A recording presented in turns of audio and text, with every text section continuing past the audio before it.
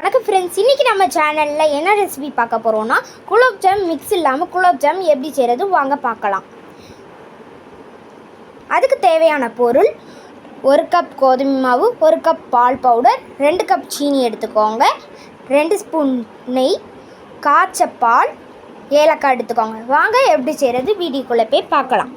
First நம்ம எடுத்து வச்சுருக்கிற கோதுமை மாவை வச்சு நம்ம எடுத்து வச்சுருக்கிற 1 கப் பால் பவுடரையும் போட்டு நல்லா மிக்ஸ் பண்ணிக்கோங்க. இப்போ நல்லா மிக்ஸ் பண்ணியாச்சு. நம்ம எடுத்து வச்சுருக்கிற 2 ஸ்பூன் நெய்யை நல்லா அது கூட மிக்ஸ் பண்ணிக்கோங்க. நம்ம எடுத்து வச்சுருக்கிற காய்ச்ச பாலை கொஞ்சம் கொஞ்சமாக ஊற்றி அது சாஃப்டாக பிசையுங்க.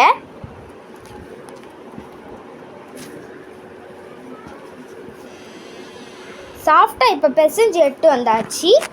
இதேமாதிரி நல்லா சாஃப்டாக இருக்கணும். இப்போ நம்ம குட்டி குட்டியாக உருண்டை பிடிக்க ஆரம்பிக்கலாம்.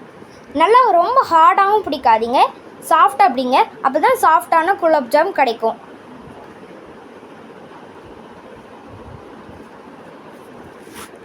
நல்லா சாஃப்டாக அவ்வளோத்தையும் பிடிச்சி எடுத்துக்கலாம். கேப் இல்லாமல் நல்லா சர்க்கிளாக பிடிங்க.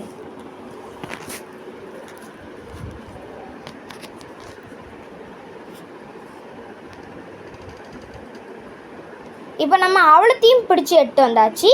ஒரு பாத்திரத்தை எடுத்துக்கோங்க, அதில் கொஞ்சமாக எண்ணெய் ஊற்றிக்கோங்க. எண்ணெய் நல்லா சூடேறணும்.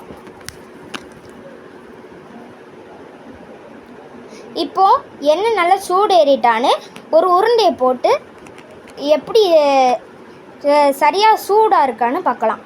இப்போ நல்லா எண்ணெய் சூடேறிட்டு இப்போ அவ்வளோத்தையும் ஒன்று ஒன்றா போட்டு நல்லா ப்ரௌனிஷாக வர்ற வரைக்கும் நல்லா பொரிச்சு எடுத்துக்கலாம்.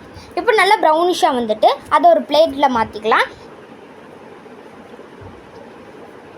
இதே மாதிரி எல்லா உருண்டையும் நல்லா பொரிச்சு எடுத்துக்கோங்க.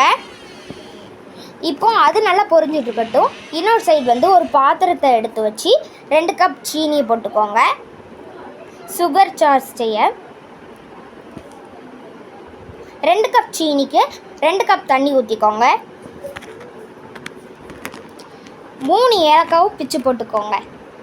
தண்ணி நல்லா கொதிக்கணும். இப்போ தண்ணி நல்லா கொதித்து வந்துட்டு இதுக்கு பாகு பதம் தேவையில்லை. இப்போ நம்ம ஸ்டவ் ஆஃப் பண்ணலாம். இப்போது நம்ம அவ்வளோத்தையும் பொரிச்சு கொண்டு வந்தாச்சு. இந்த மாதிரி நல்லா ப்ரௌனிஷாக பொரிச்சு எடுத்து வந்துக்கோங்க. இப்போது நம்ம காய்ச்சி வச்சுருக்கிற பாகை அதுக்குள்ளே போடலாம். அரை மணி நேரம் ஊற வச்சுக்கோங்க.